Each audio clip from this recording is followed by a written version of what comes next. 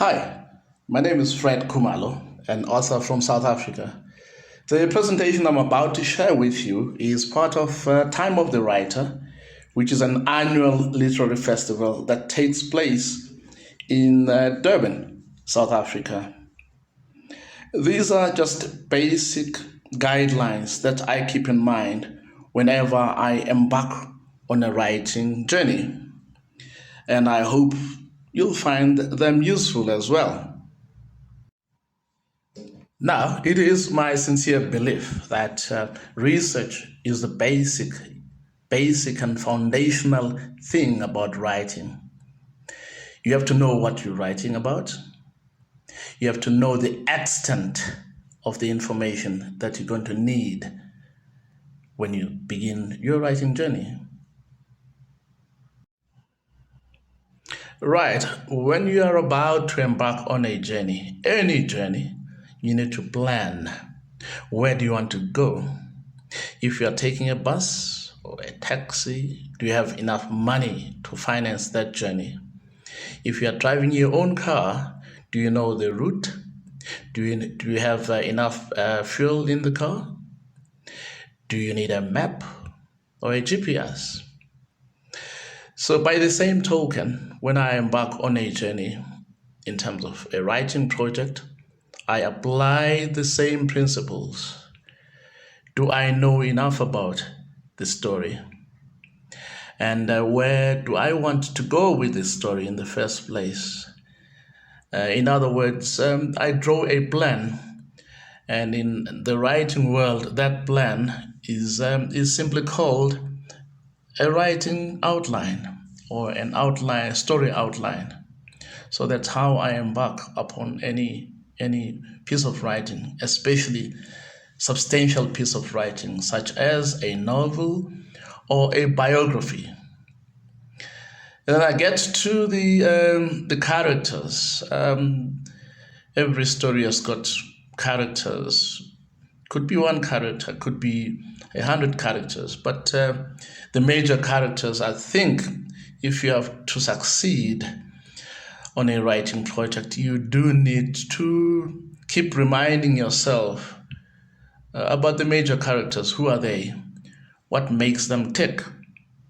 What do they want in life? Therefore, why are they there in the story in the first place? It was a dark and stormy night. It was a dark and stormy night. Avoid opening a book with weather. It's been done. It used to be done in the 14th century. Why are you doing it today? Avoid.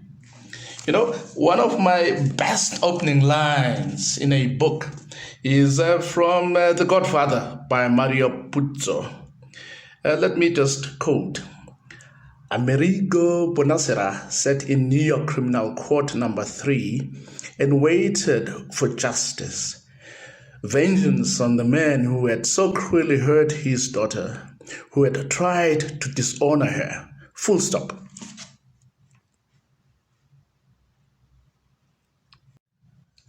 Now, never, or at least avoid using a verb other than said to carry dialogue. Don't say he ejaculated, he screamed, he shrieked. You know, those words just attract attention to themselves. It's simple. He said, she said, he said, she said. Simple.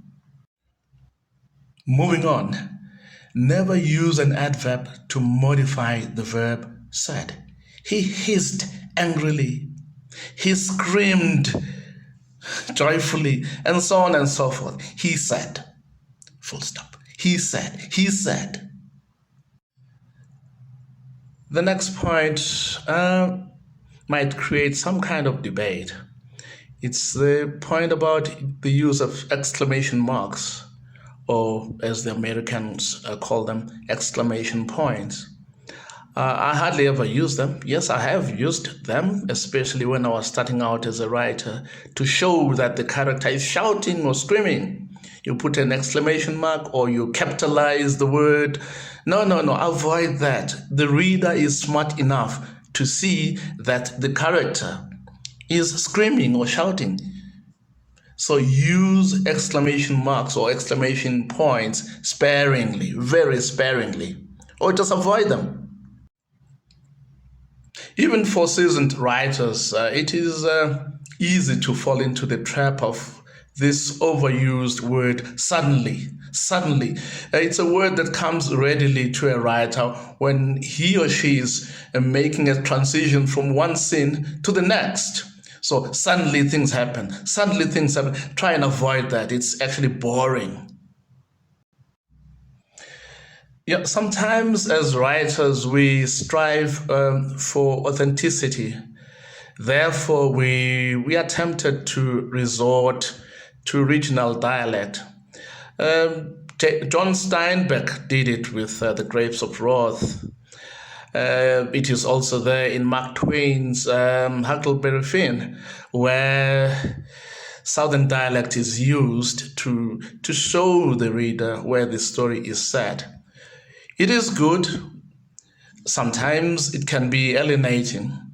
So, as an up and coming writer, try as much as you can to limit it or to use it sparingly. It can stand in the way of a good story or turn off a reader. This is pretty self explanatory.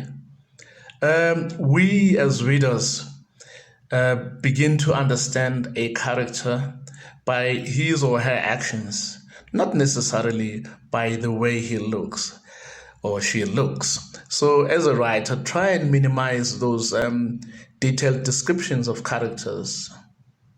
They don't really help the story, they slow it down actually.